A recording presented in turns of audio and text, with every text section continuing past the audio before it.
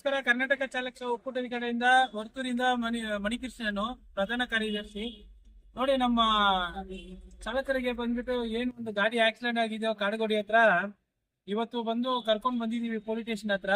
ಆದ್ರೂ ನಮ್ಮ ಚಾಲಕ ಮಿತ್ರರು ಏನ್ ಹೇಳ್ತಾರೆ, ಕೇಸ್ ಕೊಡೋದೇನು ಬೇಡ, 2 ದಿನ ನಿಂತ್ಕೊಂಡ್ ಬಿಟ್ರೆ ನನ್ಗೆ ದುಡಿಮೆ ಹಾಳಾಗೋಗುತ್ತೆ, ಅದರಿಂದ ಹೋಗ್ಲಿ ಬಿಡಿ, ನಾ ಎಲ್ಲ ಹಾಳಾಗೋಗ್ಲಿ, ಅವನು ಸರ್ವನಾಶನ ಆಗೋ ಹೋಗ್ಲಿ ಅಂತ ಹೇಳ್ತಾನೆ. ದೊಡ್ಡ ಮನ್ಸು, ದೊಡ್ಡ ಗುಣ, ಏನ್ ಮಾಡಕ್ ಆಗಲ್ಲ.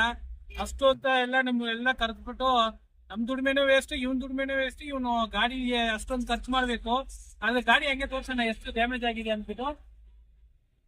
ಇಲ್ಲಿ ಇಷ್ಟೊಂದು ಡ್ಯಾಮೇಜ್ ಆಗಿದೆ, ಆದ್ರೂ ಬಂದ್ಬಿಟ್ಟು ಅವನು ಬೇಡ ಅಂತ ಹೇಳ್ತಾನೆ. ಅದರಿಂದ ಇದು ಇಲ್ಲೇ ಸಾಲ್ವ್ ಆಗಿದೆ.